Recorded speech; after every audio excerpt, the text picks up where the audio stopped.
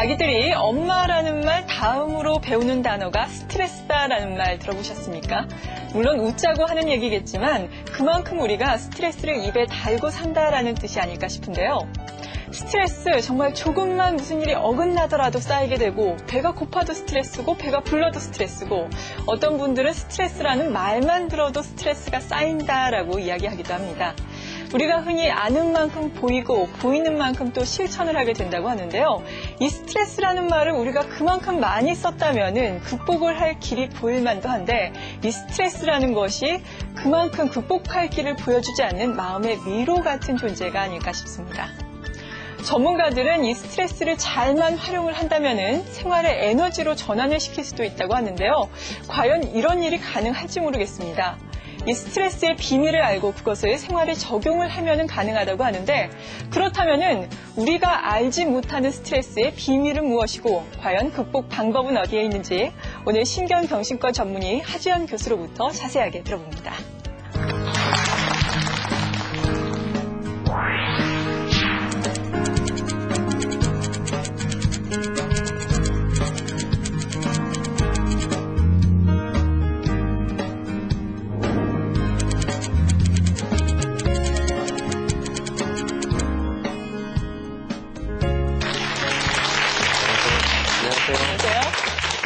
네, 안녕하세요.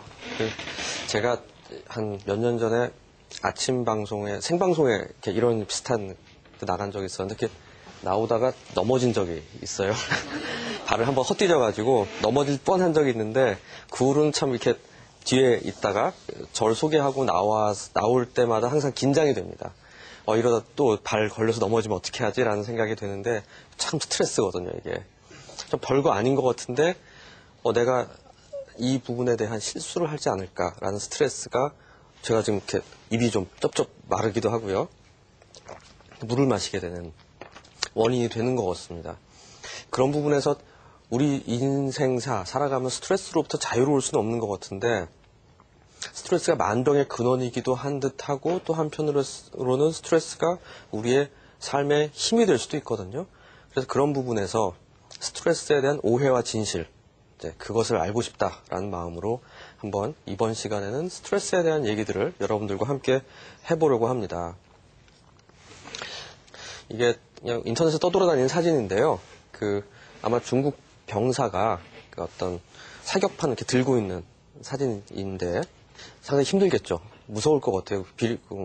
저기서 총을 쏘는 사람이 자기 아빠도 아닐 거고요. 우리 윌헬름 텔에서 자기 사과를 쏘는 아들이 이제 사과를 머리 위에 올려놓고 있어도 그래도 걔도 무서웠을 텐데, 똑같이 이등병, 자기랑 비슷한 병사가 총을 쏘는데 저기 들고 서 있을 때 그 불안감.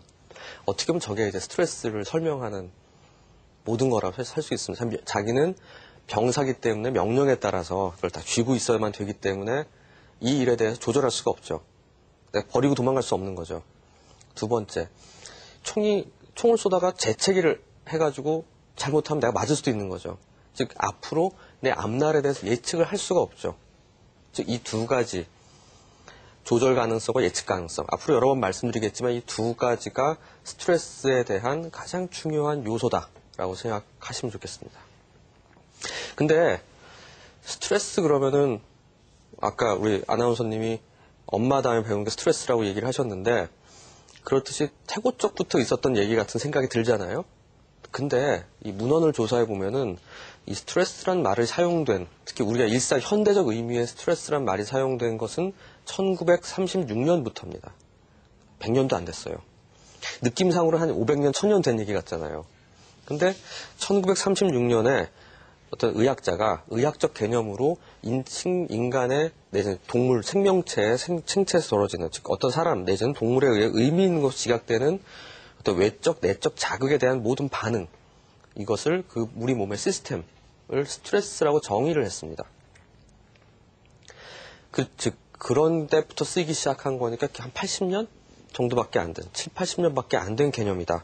근데도 불구하고 왜 스트레스는 이렇게까지 우리 삶, 현대인에 있어서 만병의 근원같이 느껴지는 것이냐라는 것에 대해서 우리가 오늘 얘기하려고 하는 겁니다.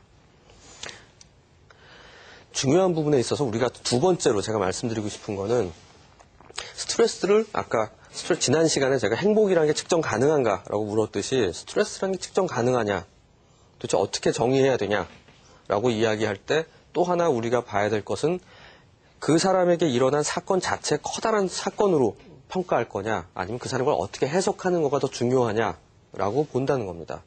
즉, 예를 들면은 자전거 타다 넘어진 사람하고 자동차를 타다가 교통사고가 난 사람하고 아니면 집에 불이 난 사람하고 비교했을 때 집에 불이 난 사람이 훨씬 스트레스를 많이 받을 거고 자전거 타다가 넘어진 사람은 그건 아무것도 아니다 라고 얘기하는 게 맞는 건지, 그 사건 자체의 사건의 크기보다는 이 사람이 어떻게 그것을 이해하는가가 더 중요한가 라고 비교를 할 때 우리가 자칫 생각하면은 이 전자가 훨씬 중요해 보이잖아요.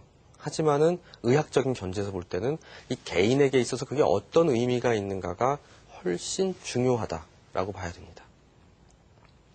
이런 일들이 있을 수 있습니다. 어떤 사람은 저희 병원에 가끔 병문안 오실 일이 있으시죠? 병문안 오실 일이 있으면 각 병원에서 제일 시끄러운 데가 어디냐면 정형외과 병동이에요. 교통사고나 이런 거를 이렇게 휠체어 타신 분들 거기서 막 경주하고 막 다니고 막 젊은 분들이 많아가지고 아주 시끌벅적합니다. 소아과 병동하고 정형외과 병동이 제일 이제 시끄러운데, 큰 사고를 당해서 다리 한쪽이 절단되거나 이런 어떻게 불구로 지내셔야 될지도 모르는 분들은 도리어 굉장히 쾌활하신 분들도 많아요.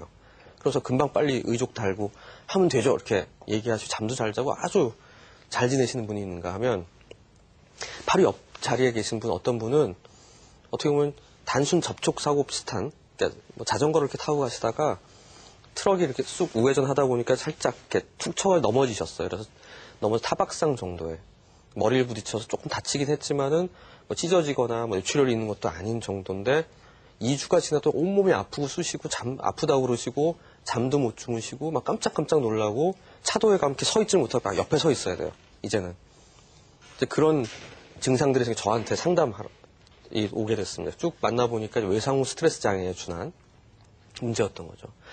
이 전자 후자를 비교하면 사실은 어떻게 보면 큰 사건으로 자기 신체에 절단이 있었던 분이 보면 상대도 안 되게 중요한 사건, 스트레스라고 볼 수 있는데, 이분은 굉장히 어떻게 보면 너무나 담대하게 지내고 계시고, 어느 한쪽은 막 식구들이 봐도